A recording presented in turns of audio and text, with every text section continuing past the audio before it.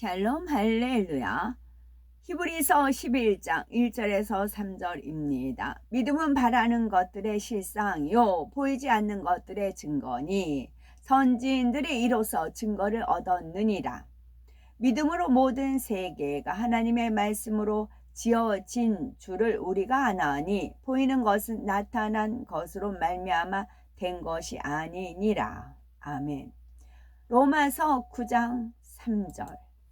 나의 형제 곧 골육의 친척을 위하여 내 자신이 저주를 받아 그리스도에게서 끊어질지라도 원하는 바로라. 아멘. 제목은 나의 믿음은 입니다. 믿음이 있으면 천국과 지옥을 보지 않고도 마치 보고 만진 듯이 확신 가운데 신앙생활을 할 수 있습니다. 또한 큰 믿음이 있으면 이 땅에서 하나님의 살아계심과 권능을 나타내어 영광을 돌릴 수 있지요. 그렇다면 우리의 믿음은 어떠하신지요?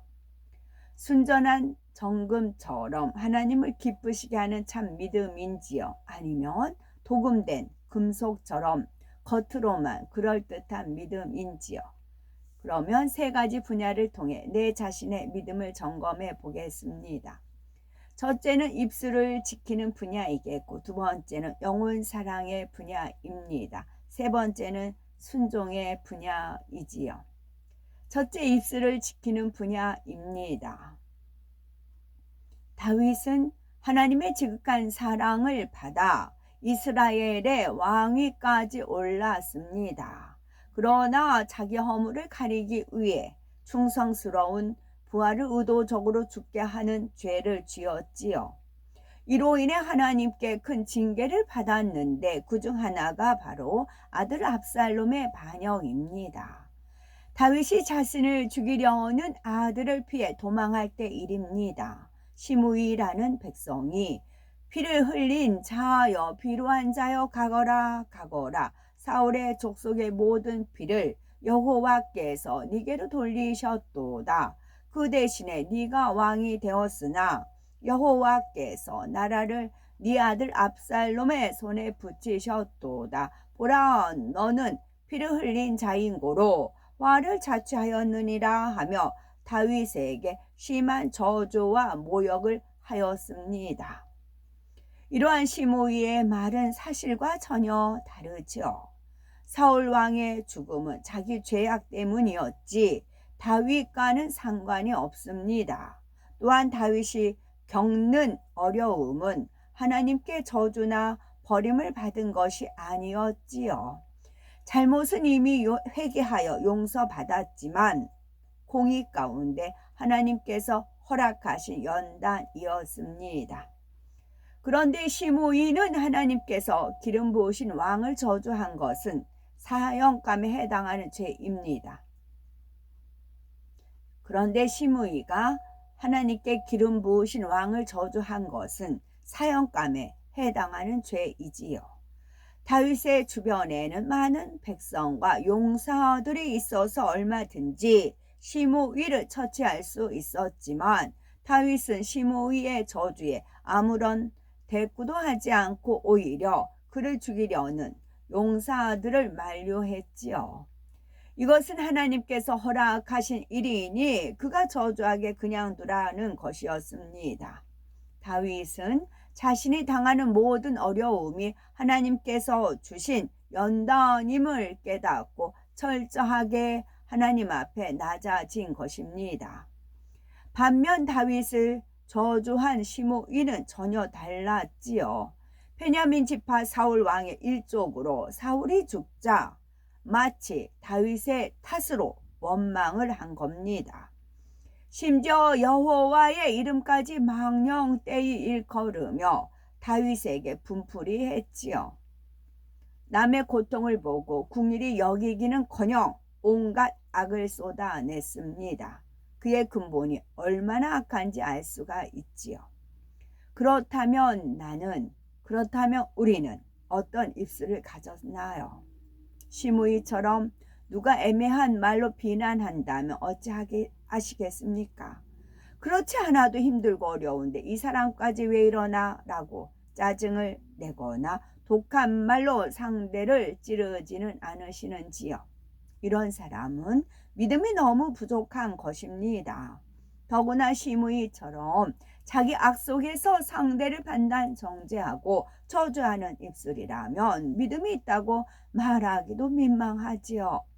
정말 참 믿음이 있다면 어떤 어려움 속에서도 선으로 악을 이깁니다.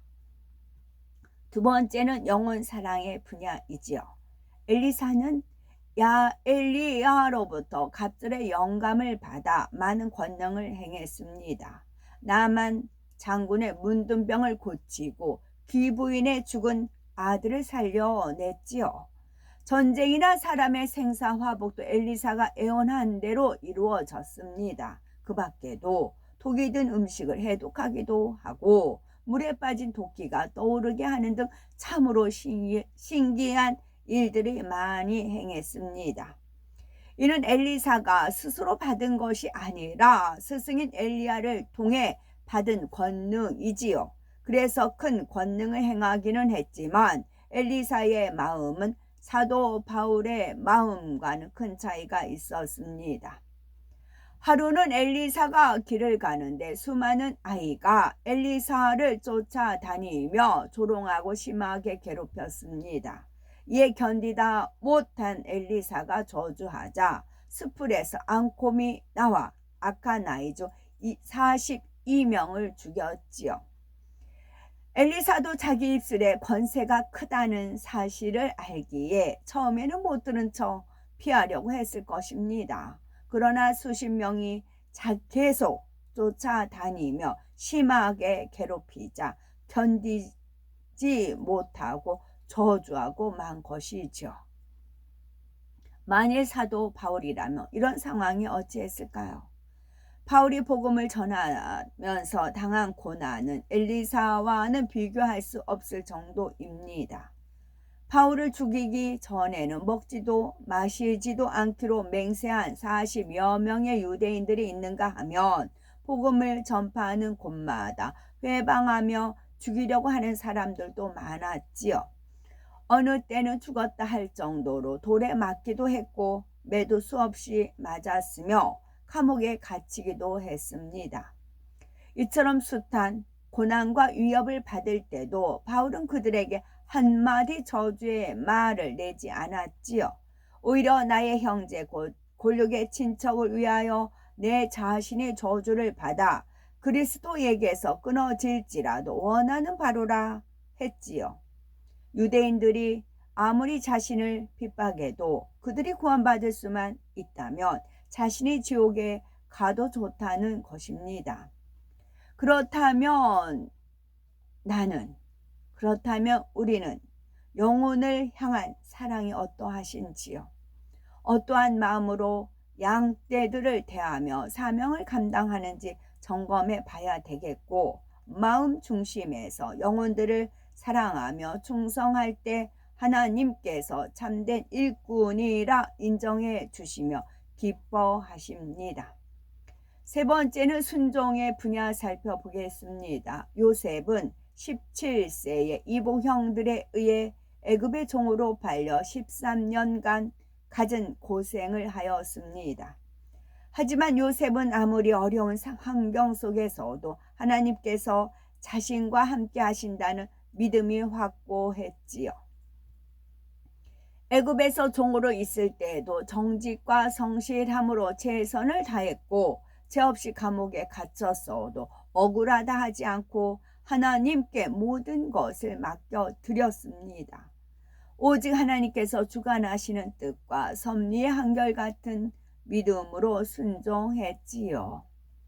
자신을 죽이려 하고 타국의 종으로 팔았던 형님들을 만났을 때도 하나님께서 주관하시는 뜻을 쫓아 선대했습니다. 복수하고 싶은데 하나님의 섭리이므로 어쩔 수 없이 용서한 것이 아니라 중심에서 우러나오는 마음으로 사랑하고 용서하였지요. 우리는 어떠하신지요? 가령 교구에서 행사가 있는데 한 지역이 해야 할 상황입니다. 이에 처음에는 순순히 양보해 주었지요. 그런데 매번 행사 때마다 자기 지역이 양보해 줘야 하는 상황이 되는 것입니다. 그러다 보니 자기 지역만 손해보는 것 같아서 마음이 불편해집니다. 나름대로 열심히 섬기고 낮아지려고 했는데 이에 대한 보상을 전혀 받지 못하니 힘들어진 것이지요. 하나님의 뜻에 순종하고자 하는 일꾼이라면 일시적으로 행함으로만 섬기고 양보하는 것이 아니라 그 행함을 통해 하나님께서 기뻐하시는 진리의 마음을 이루어야 합니다. 처음에 순종하려던 마음이 시간이 흐르자 자기 생각에 안 맞고 힘드니까 변질하였다면 결국 하나님께서 원하시는 마음을 이루지 못한 것입니다. 하나님을 끝까지 신뢰했다고 볼 수가 없는 거지요. 하나님께서는 내 생각과 다른 어떤 상황에서도 중심으로 순종하는 일꾼을 찾으십니다. 사울 왕도 처음에는 하나님의 도구를 쓰임 받았지요. 하지만 나중에는 거듭 불순종해 결국 버림받고 말았지요. 하나님께서 아말렉을 공격해 사람은 물론 짐승들까지 다 진멸하라고 명하셨는데 자기 보기에 좋은 짐승과 왕을 살려 끌고 온 것입니다. 자기 보기에 좋은, 하나님의 뜻을 알지만 나 보기에, 그렇지요. 그러면서도 내가 여호와의 명령을 행하였나이다 라고 당당하게 말하지요. 자신은 하나님께서 시키시는 대로 공격했고 큰 승리를 거두었다는 것입니다. 짐승들을 사로잡아 온 것에 대해 사무엘 선지자가 지적할 때도 그것은 무리가 아멜렉 사람에게서 끌어온 것인데 백성이 당신의 하나님 여호와께 제사하려 하여 양과 소의 가장 좋은 것을 남기며 라고 하지요. 하나님께서 원하시는 것은 온전한 순종입니다. 조금은 내 생각에 맞춰 바꾸고 약간은 내 유익에 맞춰 벗어나는 것이 아니라 하나님께서 명하신 그대로 순종하는 것입니다. 조금은 약간은 조미료를 치죠. 조미료 치면 안 됩니다. 과연 우리는 요셉과 같은 중심으로 하나님의 뜻을 받들어 순종하는 삶을 살고 있는지, 아니면 사울 왕처럼 내 생각에 맞춰 변질시켜 하나님의 뜻과는 정반대로 가는 마음은 없는지 내 자신을 면밀히 점검해 봐야 되겠습니다. 아멘. 압살롬. 다윗의 아들인 그에 대해 성경은 압살롬같이 아름다움으로 크게 칭찬받는 자가 없었으니 저는 발바닥부터 정수리까지 흠이 없음이라 했습니다. 압살롬은 누이 다말을 범한 이복 형제 암논을 살해한 후 다윗을 피해 도피 생활을 했지요. 요압 장군의 중재로 그 다말도 예뻤겠네요. 압살롬, 그러니까 다말도 예뻤겠네요. 중재로 아버지 다윗과 화해했지만 나중에 대적해 반란을 일으켰지요. 이후 압살롬은 다윗 군과 싸우다가 도망하던 중 머리털이 상수리 나무에 걸려 요압에게 죽임을 당하였지요. 아멘.